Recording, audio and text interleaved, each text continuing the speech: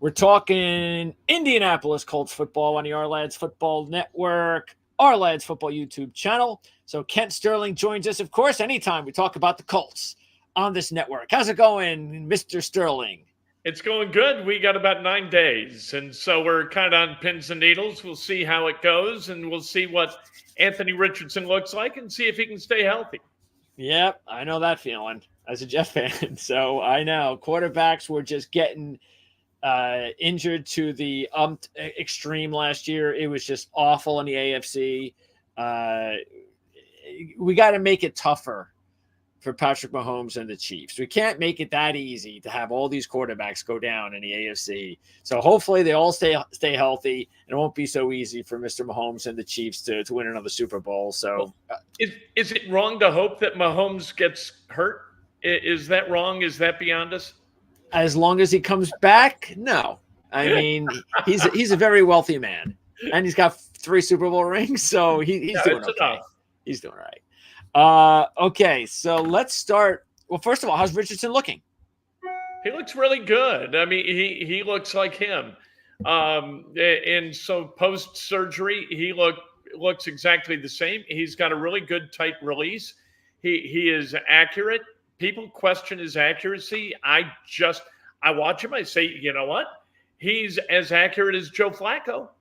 And he makes better reads than Joe Flacco, and he's more athletic. So people who are calling for Flacco, people in Indianapolis are calling for Flacco earlier rather than later as a potential option in place of Richardson. And that's crazy. That's fans for you. What are you going to do? All right. So I got to ask you this question about, Steichen. First of all, who calls the plays on offense? Steichen has, but during the preseason, Jim Bob Cooter, the offensive coordinator, did some. But I think it's going to be Steichen. I'd be stunned if he loves doing it. Like, that's his favorite thing in the world to do is diagram and call plays. Yeah. So why would he strip that responsibility from himself? Okay. Now, I want to ask you about, so they hired Jim Bob Cooter last year, so it's year 2 for him as the OC. They bring in Tanny this year as the passing game coordinator. He was with Steichen with the Eagles. I'm hearing, some rumors about, Steichen really trusts Tanny more. And it was just a timing thing that Tanny's not here. I mean, he couldn't get here before Cooter. Is that true? Is Cooter definitely the guy that has much more responsibility? He's the man. There's no friction at all, or there's no idea that Steichen eventually wants to hand the job over to Tanny? I have heard nothing about friction. Jim Bob is still the guy who's kind of front and center when we talk about offense. Gus talked to us about the defense, and then Jim Bob talked to us about the offense. And I don't think that Steichen wants that kind of energy in his room. So like, he's not a guy like that. He's not one of those head coaches who's going to pit assistants against each other and see if that friction causes some heat that gets, that brings them to a higher level. He's not one of those guys. Okay. Sounds good. Let's now, I'll tell you what, let's talk about injuries. And 2 guys are on IR, 2 key guys. Ebukam, Achilles training camp, IR return, and Johnny Woods injured. He's out for the year. But Ebukam, he's not really coming back, is he? It would be really, really strange for a guy to come back from an Achilles tear, especially a guy who relies upon explosiveness and quickness to come back from an Achilles tear in 6 months. That sounds crazy.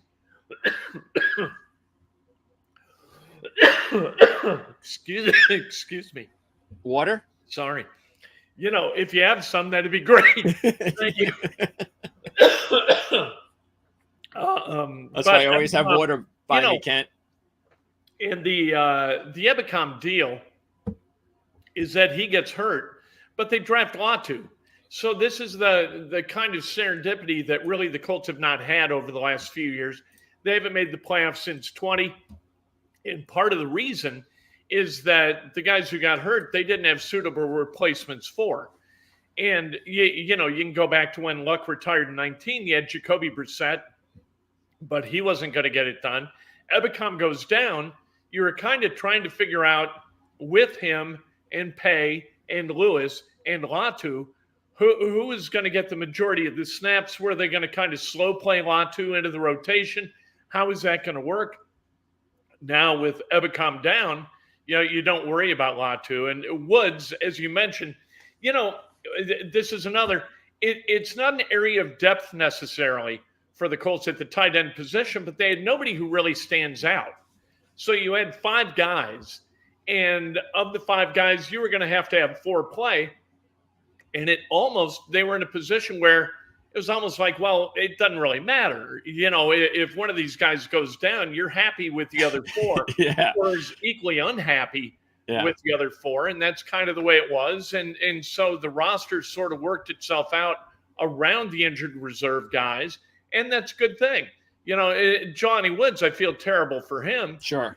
He had one hamstring last year, then the other hamstring. Now he's got a toe, and that had to be surgically repaired, and he's not going to be back. But you've got, you've in no specific order, you've got Mo Ali Cox, who's the best blocker of the bunch, Colin Granson, Will Mallory, and Drew Ogletree. And Ogletree is almost like a physical clone of Woods. So, it's kind of like no sweat. That's another injury that was not in an area where the Colts didn't have depth. So it's kind of working out. If someone does take a step up in the passing game, who would you be least surprised of that player being? Alec Pierce. Alec Pierce has been different in camp. I don't know what he did in the offseason to go to work and improve his footwork and cuts and be smoother in his cuts. But he was almost the difference between him last year and this year was sort of astounding. Wow. And that's a lot of that has to do with Richardson. Richardson's delivering the ball up high because the Colts, they got tall receivers. Pittman's tall, Pierce is tall, Mitchell not short. And then Downs is actually kind of short. Gould is too. But those 3 guys, the outside guys, are tall, rangy. So Richardson delivers the ball up high. Pierce can go up and get it. He's got great hands, didn't drop a ball. I didn't see him drop a ball in a practice or in a preseason game, period. In workouts, in drills, nowhere did he drop. And he just looks smoother. He looks faster. He looks stronger. He looks like a guy who, after 2 years, sort of understands that he's got work to do in order to get that second contract kind of where he wants it. And so I think part of this is I want to be more competitive. I want to do more for my team, but I'm a businessman too. Sure. I need that second contract.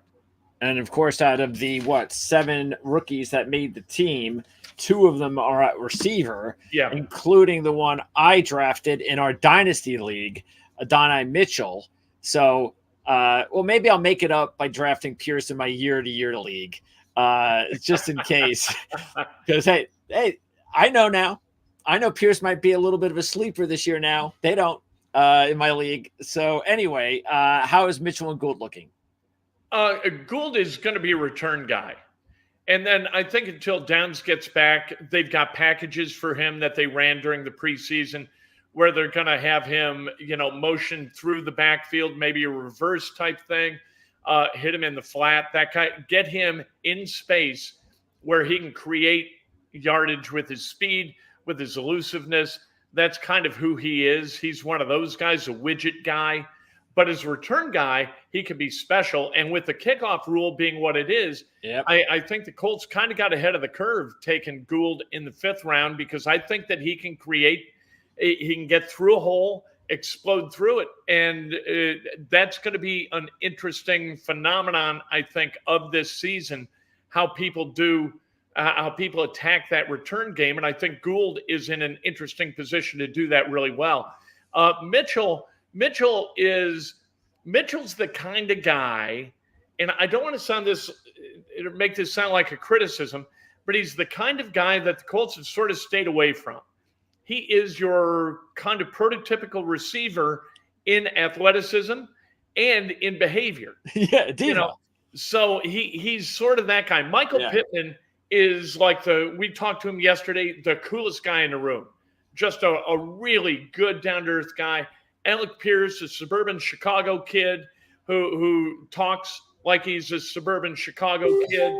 Ashton Doolin's a really good guy. And then A.D. Mitchell is kind of a good guy, but he's got kind of that swagger. I think that's the best way to put it. Sort of a swagger about him that the Colts haven't historically vibed with under Chris Ballard. I applaud them bringing him in. I think that swagger is really the position group, but it's going to be an interesting sort of adjustment that the Colts have to make having A.D. Mitchell in that room. Do you think that it's going to be one of those rookie years for him as a receiver? He'll have ups, he'll have downs, but nothing special? I think he's going to have ups and downs, but I think the ups can be pretty good. I mean, from an athletic perspective, he's special. Yeah. He moves through his cuts in a really smooth, unique way. He's got great hands. He understands how to create separation at the ball and go get the ball. So I think that Richardson is going to find a way to develop some chemistry with him early. And I think you're going to have to. I think he's one of those guys who, again, behaviorally, the ups and downs are going to be pronounced. And that the downs, he's going to have to learn how to make it through that kind of adversity, through those downs. I think that's going to be his challenge as a rookie. How is Josh Downs feeling? When do you think we'll see him? They say that he's not out for the opener. Oh. So there's hope he's going to be able to play in the opener. Historically, when the Colts have talked like this, the guys haven't played. Okay. They say, hey, we're hoping. And hope's not a strategy. And while they might be hoping that he's good, I think they're going to want to make sure that he's good. I think they prepared themselves to play Mitchell in the slot and have Pittman and Pierce on the outside. That gets all three guys on the field simultaneously. And frankly, although you love Downs, I love Downs. Yeah. I think he is a weapon's weapon. But having those three guys on the field simultaneously is going to make defensive coordinators have to make choices that maybe they don't want to make.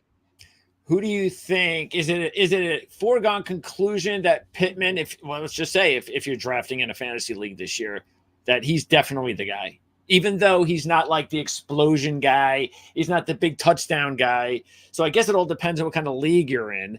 But let's just say you're not in a league of, it doesn't really matter that he was targeted this amount of times or he caught this many passes. We need touchdowns and big plays.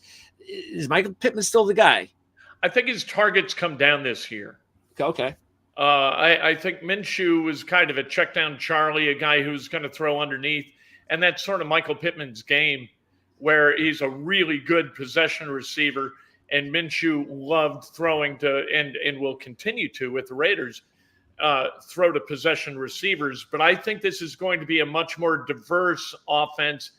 And that Pittman, I think that the Colts will flourish, but Pittman's personal numbers might take a step back. Sure. Okay. Who do you think would be the most exciting guy to take? Would it be Pierce, Downs? Yeah, I think Downs. If he gets healthy, I'm plucking him in fantasy leagues, the year-to-year fantasy leagues, where I'm just going and kind of drafting for fun. Yeah, I'm taking him with the 16th pick every single draft. I can't wait to take him with the 16th pick every single time because I know it's going to pay off. All right. I'll keep that in mind. Okay. How's Jonathan Taylor looking? Can we get another big year from Jonathan Taylor? Awesome. And I was looking at the over-under for rush yards last night, and his over-under is 1,025.5. He is going to do that. That's done. If he stays healthy, that's done by game 12. Week 12, he will have that in the bag. You're going to be able to cash your ticket early. He looks really good, better than he's ever looked. If he stays healthy, he's going to have a monster year. And from a fantasy standpoint, like he might be a 1,400 yard rushing guy. But I think from a fantasy standpoint, his receptions are really going to take a jump up. Like I think that Steichen looks at Taylor and says, you know what? I kind of maybe got me a Marshall Faulk on my hands who can catch a ball out of the backfield. They haven't shown that in the preseason, but they're working like hell on it during practices at camp. He's working really hard on his hands on the side. He's catching balls, getting reps with other guys throwing him the ball. And then they're kind of ignoring him a little bit during practice and in the games. But I think that once they get going against the Texans on the 8th, I think that Jonathan Taylor out of the backfield is going to be something you see a lot. This year in my year to year, I have the 3rd pick in the draft. So I'm thinking after what you just said there, yeah, I think that's a really smart pickup. I'm not sure he'd go 1st or 2nd. I don't think he would. So, all right. Let's now talk about the offensive line, which really did a transformation last year, as we talked about. So obviously that's great news for the team. Great news for Richardson. Everybody's back, right? Everything's good. But three. It's interesting that 3 of the rookies are on the offensive line, including the only college free agent that made the team, Dalton Tucker. Yeah, Dalton Tucker was really good. And like nobody, I didn't know who he was going into camp, but I kept going to my roster, which like I've got here, and I'd be like 68. Who the hell is 68? Dalton Tucker. All right. Okay, I'll keep an eye on that guy. Yeah. And that kept happening. And then they've got Matt Gonsalves and Tanner Bortolini, who are kind of depth pieces right now. Gonsalves at the tackle and Bortolini kind of an interior lineman guy who could back up with Wesley French going on IR. Bortolini can back up Ryan Kelly. But that starting unit is back intact, which is true at a bunch of position groups for the Colts. So you've got Bernard Ryman entering his 3rd year after a kind of splendid 2nd year. You've got Quentin Nelson, who's back to being healthy again. He played all last year, but he wasn't at 100%. Ryan Kelly had a really good year last year. You've got Will Fries at right guard, who, he's a 7th round pick, and he's pretty good, but he's kind of that one guy in that line where you're like, if you were going to upgrade anywhere, that would be kind of the place you might do it. And then you've got Braden Smith, who's healthy again. He got his knee cleaned out, and he projects toward being healthy for the entire season. And if that's the case, you got one of the best offensive lines in the NFL. You've got Richardson, who's a run threat. You've got Taylor as a run threat with RPOs. And you've got receivers who can maybe go get the football. And you got a good blocking tight end. You're checking a lot of boxes with this offense. Sure. Plus, you've got Steichen, Jim Bob Cooter, like you mentioned, who love nothing more than like going through high school tape. Steichen, during kind of an offline discussion, was talking about how he goes through high school tape after high school tape, and he found a tape of an Oklahoma school last year that ran this play that he kind of liked, that sort of fit what the Colts do. So he flew the offensive coaching staff of that team to Indianapolis, show them how the play times, how it works, and how the Colts could work it. And the Colts ran it a couple of times to great success last year. So that's his hobby. It's his profession. It's his passion. And so I think you wind up with the guys that they've got and the brains that they've got. This offense could be really fun to watch. Who did you just mention someone on IR on the offensive line? Wesley French. Oh, that's right. Yes. Okay. So the backup center now is who? Is it Bortolini? Yeah. Interesting. And maybe Danny Pinter. Danny Pinter made the squad. Okay. He's kind of an interior lineman depth piece as well. But I think they drafted Bortolini with the idea that, Ryan Kelly is in his early 30s, and who knows how much longer he's going to want to play. Ryan says he wants another contract. He wants to play another few years. But that I think the Colts prudently are making adjustments roster-wise to be able to cover that spot. Okay, so it looks like, it's a young line. A young backup line. Yeah. Who's the one that has the biggest upside as far as backups, and that includes Blake Freeland, of course, who was drafted in the 4th round last year. Freeland, I really liked last year. He wasn't great, but he kind of projected as a guy who, like Ryman, could get in the weight room, add 10, 15 pounds, and really become a guy who doesn't get, like last year, he got run over some. Like big defensive ends would kind of just push him back into the quarterback, and so he needed to build some bulk. he might have built some bulk, but he might have lost some quickness. And so he wasn't real good during the preseason. Okay. Mac Gonsalves, his feet aren't quite as quick as maybe you would like.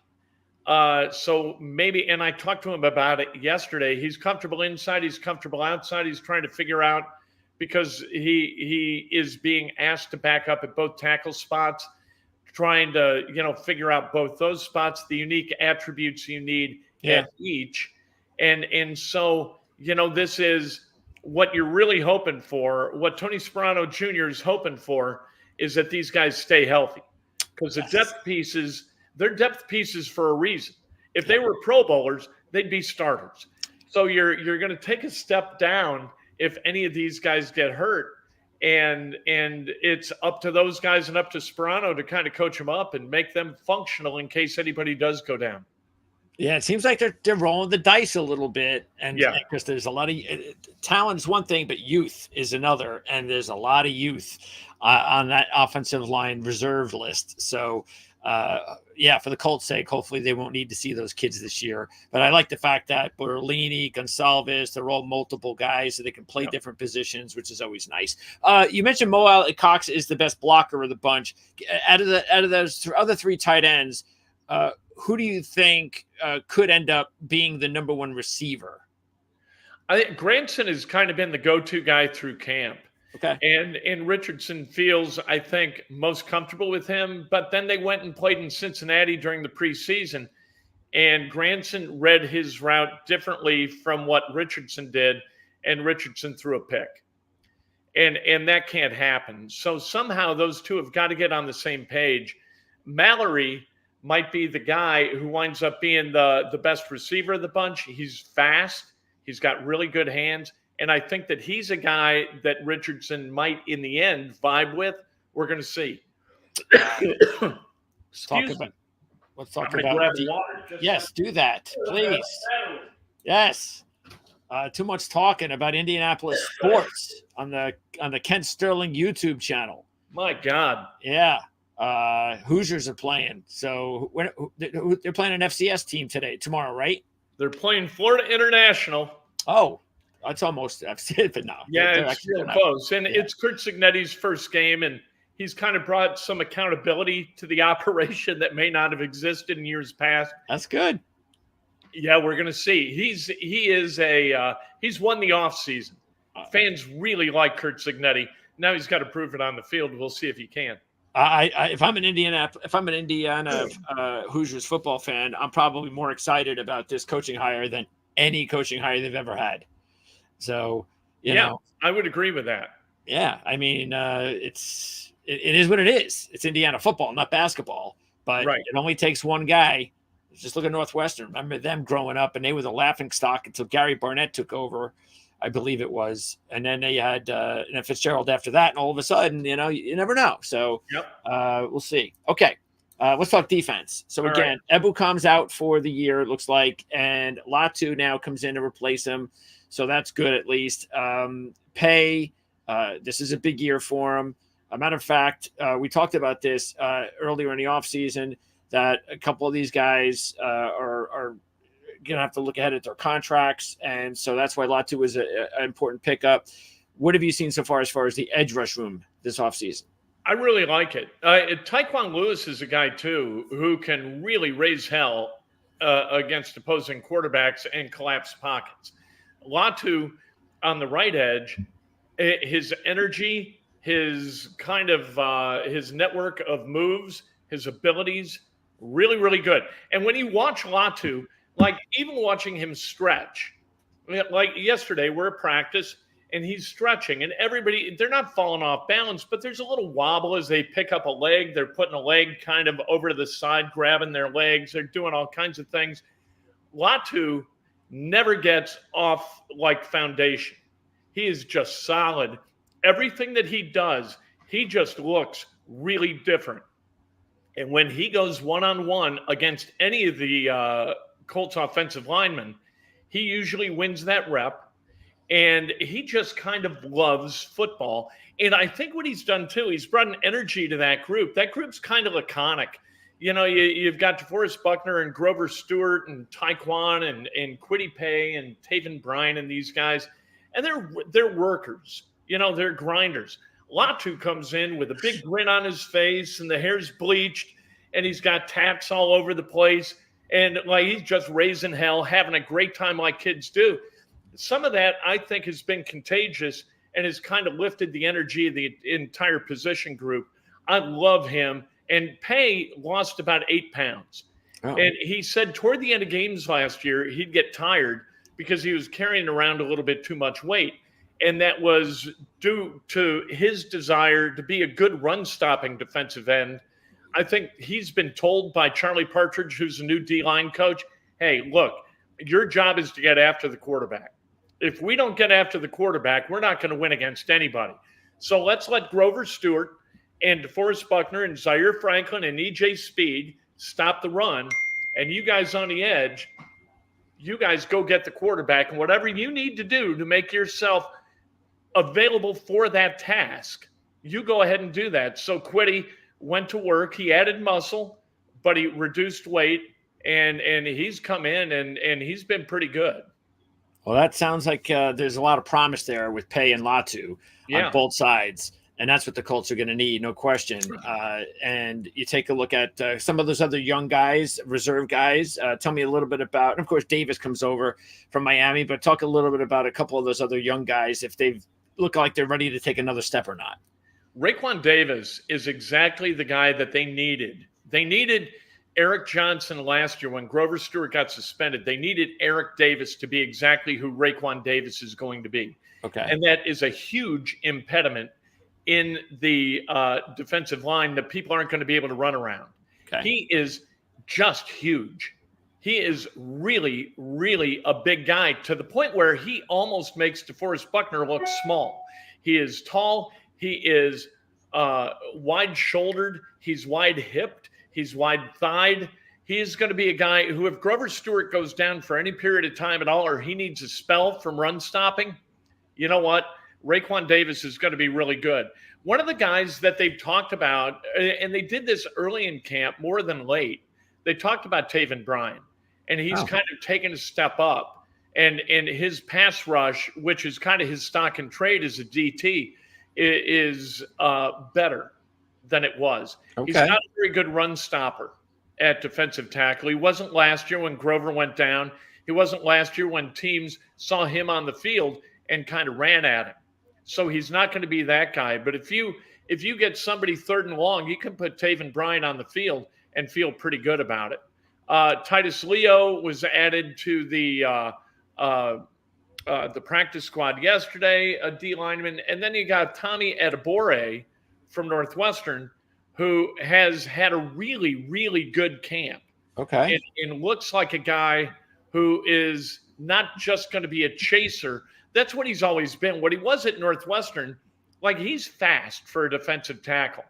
But that just meant, like speed at defensive tackle, you lose races with the ball carrier by less, right? You're not going to catch a lot of running backs when you're a defensive tackle. So being fast at that position really isn't that great an asset. He's gone to work, he's bulked up a little bit, and he's more present in ways that you would like a defensive tackle to be while maintaining his speed. So he's been able to make plays in the joint practices against the Cardinals and the Bengals. And then in the preseason, he's looked pretty good. Yeah, Dave Syverson, one of our top scouts at Ourlads, and we talked about this last year when the Colts drafted him, really, really likes him. And hey, these rookies, sometimes they need a little bit of time. Yeah. Like you said, they got to figure it out. So we'll see. That could be a big boon for the Colts. He's a really smart guy. That's a really smart group. Like, I don't know, the defensive lines around the league, I don't know how smart they all are because I haven't spent time with them. Sure. But this offensive line group, including Adebore, really, really smart. That is Buckner, really smart. Stewart's really smart. Latu and Paye, really, really smart guys. Okay. By the way, as we move on here, I'm looking at some of these guys and I'm going, what's it? Isaiah Land, Grant Stewart, Segun Alubi, Who are these guys? So is this mostly special teams guys, or is there like a diamond in the rough there? Who are these guys? Because it's no surprise, it's the Colts. This is how they draft. This is how you find guys in the 7th round, college free agents. So are any of these guys going to be household names in the next couple of years? I don't think so. Okay. And for whatever reason, Chris Ballard likes guys with a backstory that he kind of vibes with. And Grant Stewart has a really good backstory as a guy who came from a broken home. His mom with addiction issues that to this point she's overcome. And so Grant was kind of a guy who, and this is all chronicled beautifully by Zach Kiefer in The Athletic, really considered suicide at one point. And seriously, like, I'm going to do it right now. And somebody came up to him just out of the blue and sort of befriended him. Ballard loves those kind of stories. And Stewart will ball out. He'll do everything that he can to make a play on special teams. I don't think that he factors into the linebacker group. Okay. Alubi is another guy who is more a special teamer than he is a linebacker, although not a bad linebacker when he gets on the field. They don't have a lot of depth there, and that's why they drafted Jalen Carlisle, who kind of projects as sort of that backup to either Zaire Franklin or E.J. Speed.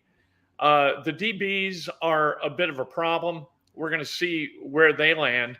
But, the backups, I always think with the Colts, at least they tell us the stories. I don't know whether they really look at the stories and they value the stories and they draft guys because of their stories, but they sure seem to like telling the stories. Yeah, because, all you have to do is look at Zaire Franklin as the perfect example. Yeah. I mean, a couple of years ago, it was like, oh, yeah, this guy's really good on special teams, but come on, you can't play him at linebacker. I mean, that's not going to work out real well. And now all of a sudden, he's like a tackling machine and a lot better than anybody would have ever thought, except, of course, Ballard. But that's a typical Colt story. Okay, so, yeah, let's talk about the problem in the room being the secondary. So do you think – and obviously this is why they got to get pass rush. No question. Right. They don't get that pass rush. What do you expect? 35, 34 every week? It's possible. And you've got a guy in Nick Cross who just the other day, Chris Ballard said, hey, it's not Nick Cross's fault that we drafted him at age 20 and that I put so much weight on him saying I can't believe he was still available in the 3rd round. Well, and that's nice of Ballard, but it is Nick Cross's fault that he was drafted at the age of 20. He declared for the draft. He came out. He's eligible to go back to Maryland and play another year. It's his fault. It's taken a while for him to kind of grasp what he is supposed to do back there at free safety. Julian Blackman and Kenny Moore are adults in the room. Those cats, they can play. Yep. They know how to play. They're mature in what they do. And so you don't worry about them. The outside cornerbacks, Jalen Jones was a 7th-round rookie last year. Juju Brent's a 2nd-round rookie last year who has trouble staying on the field. Got hurt against the Bengals in the preseason finale, got his nose broken because a guy's cleat kind of went – there was only one way his cleat could go through his face mask and through his shield. It did, and the cleat broke his nose. That's kind of Juju Brents. Juju Brents lives in bad luck. And he's got bad juju. Yeah, exactly. And Jalen Jones – they said, and I think this is kind of where they get out over their skis and they try to discuss people into a higher quality of play than they're actually capable of. They said, we think he can be a star. With his length, Jalen Jones can be a star in this league.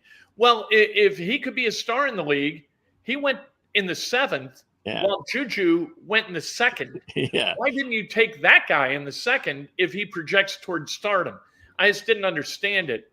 But I think they're trying to talk us off a ledge and maybe themselves too. And then you've got Dallas Flowers as your depth piece at corner, and he's got a hamstring issue that they hope is resolved by the opener. Otherwise, you're going to have to elevate somebody off the practice squad to kind of cover that that backup corner spot. Their starters are not awesome in their quality, and their backups are absent. So, this is an area where you better bring blitzes, or if you can't get there with 4, you better get there with 5. You better get however many it takes to get there, you better get there, because that group is suspect. So last year, Darrell Baker played an awful lot. What happened to him? Did he just get cut? They kept him, and then they signed, and that's a guy who bears mention, and that's Sam Womack. They signed after he got cut by the 49ers, and in signing Womack, they had to create a roster spot, and so they cut Darrell Baker. Okay. Darrell Baker was really, really good in camp. And I talked to people who've been secondary coaches in the NFL watching the Colts in practice, and I was like, am I nuts? Or is Darrell Baker playing out of his mind? Does he just look really good in a way he looked really bad last year? And they said, no, he's doing a great job and looks terrific. I was really surprised that they made that move to cut him, because I thought throughout camp he was their best corner. It shows you what we know, right? Or there's an alternate possibility that we know something that others don't. Oh, that is true. I often try to look at it that way myself. Where's Micah Abraham? He got cut? Got cut. Okay, not good enough. Yeah, right. They cut a rookie.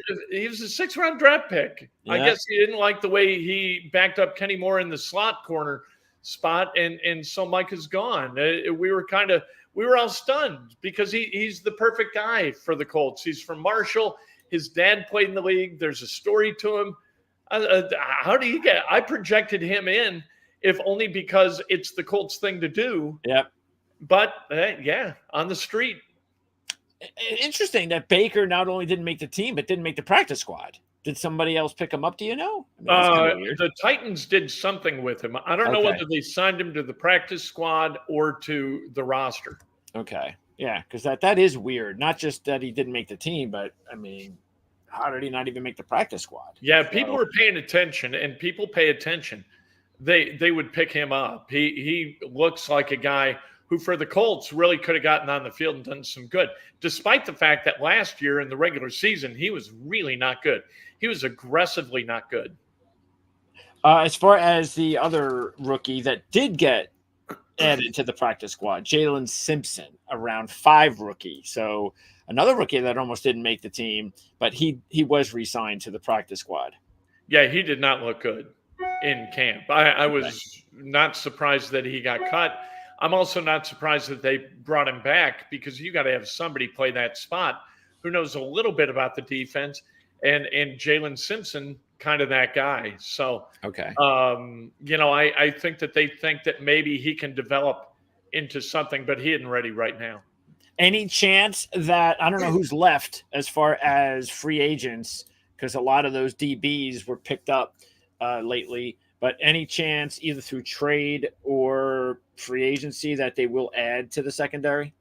There's always a chance, but, there were safeties out on the street who could play, and the Colts didn't make the move. And those guys signed manageable contracts, 1 year, $8 million, 1 year, $6 million. And so the Colts, despite having $25 million in cap space, or at that point, now they've got about 18. They didn't make the move. They're going to ride with Cross and Blackman. And on one hand, I really admire Chris Ballard's loyalty in doing that, but he rides with his own. That's what he does. He rewards his own. Colts, they routinely get second contracts to stay. It takes a lot for Ballard to say, you know what, no, we're not going to pay our guy. Bobby Okereke is one of the few that I can think of off the top of my head. Paris Campbell, because he was hurt, that kind of thing. It's like, we're done with those guys. Among those who could play, you also had guys like Quincy Wilson, Nate Hairston, who just couldn't play, who Ballard moved on from. But he is loyal to a fault, and they're hoping that some of these guys, Nick Cross in particular in the secondary, repays that loyalty. Well, yeah, you said it all. I mean, he was young. He's very talented. So, look, if the Colts are going to be a playoff team this year, more than likely, Brent, Jones, Cross, some of these guys are going to have to take that next step. It just has to. Can't go through the whole season with 3 guys that don't know what they're doing in the secondary. That ain't going to work out. No, and last year you saw it in Week 18, the play that broke the Colts back. And if this play doesn't happen, it's likely that they win the AFC South and go to the playoffs. You know, that 75-yard pop to Nico Collins where Nick Cross made the wrong read and miscommunicated, and Nico went to the house. Yeah. You know, you can't have that kind of mistake be made. You got to feel like, and the Texans are the team coming in next Sunday. And if I'm, you know, D'Amico Ryans or the OC for the Texans, I'm running that same act straight out the gate and see if I can pop another one. Well, give me your prediction then, Kent. What do you think? Because it does look like this could be a better overall division this year, a lot better than people think, because I think Jacksonville is going to be better. You know, they're definitely, well, if they're healthier, of course, they should be better. And then you've got a Tennessee team, which can be better than people think, but I also think they could be in for a long season because they're very young and they got a young coaching staff. And nobody knows how Levis is going to play. And if he plays really well, then, you know, who knows? And then you've got the Colts, who have a very dangerous offense, a quarterback that could absolutely break out, and a defense that, well, what does happen if they play better than people think? Then this division becomes a lot stronger than I think people are counting on. I think with the Colts, it all comes down to health.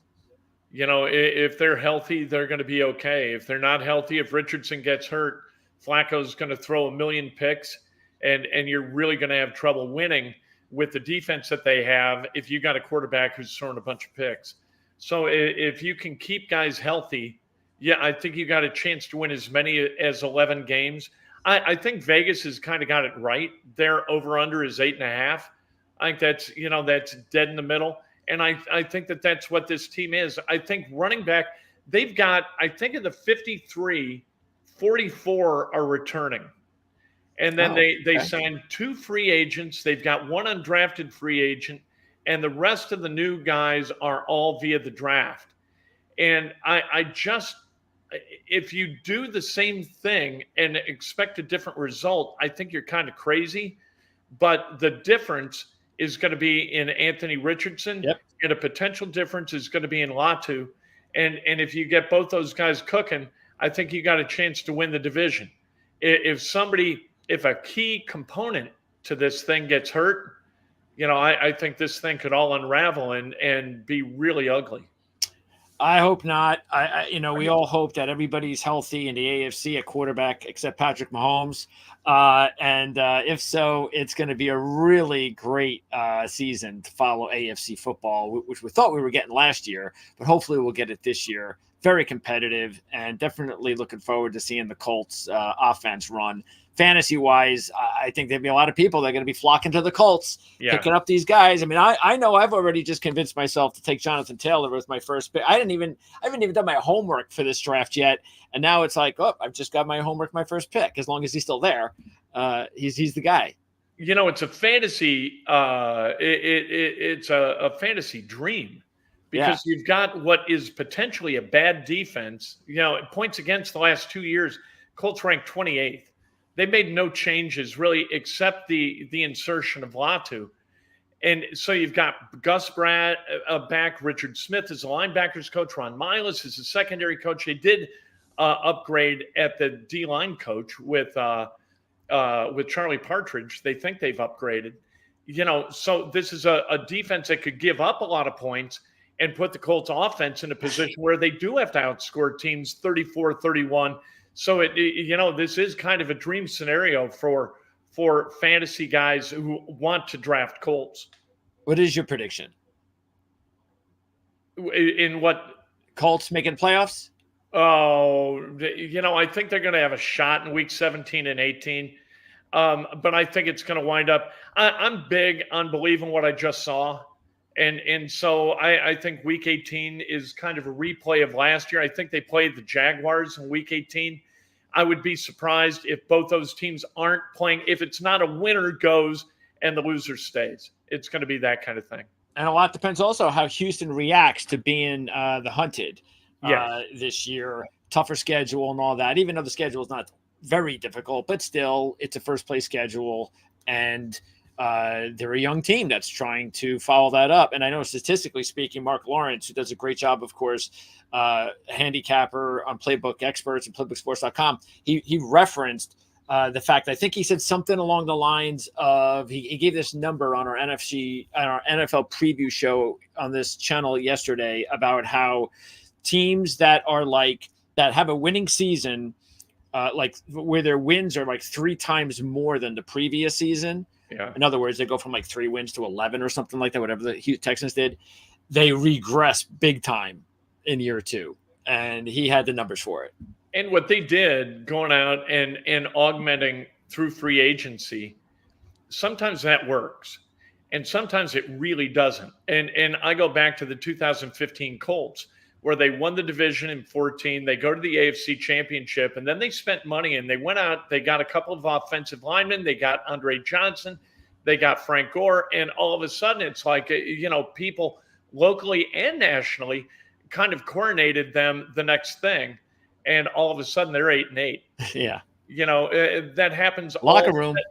Free agents are a former employee of another team for a reason sometimes. Yeah. And we're just not aware of what it is. Yeah, until it's too late.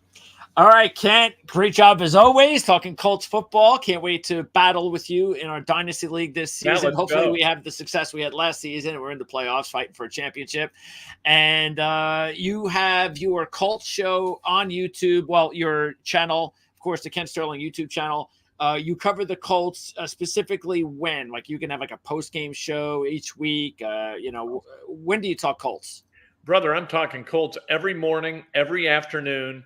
And then as long as the season is around and we've got availability, like yesterday I talked to Sam Ellinger, posted that video. Oh. Today, Michael Pittman. Tomorrow it'll be Matt Gonsalves. So some of these are one-on-ones, some of these are scrums, but talking twice a day, always a post game. And then if news breaks, we do a YouTube short, and that's up almost immediately. So we are a one-man band, but we play like hell. Love it, Kent. That's it. Post-game show. That's all I need to hear. Appreciate it, as always, and we'll talk to you during the season. My pleasure.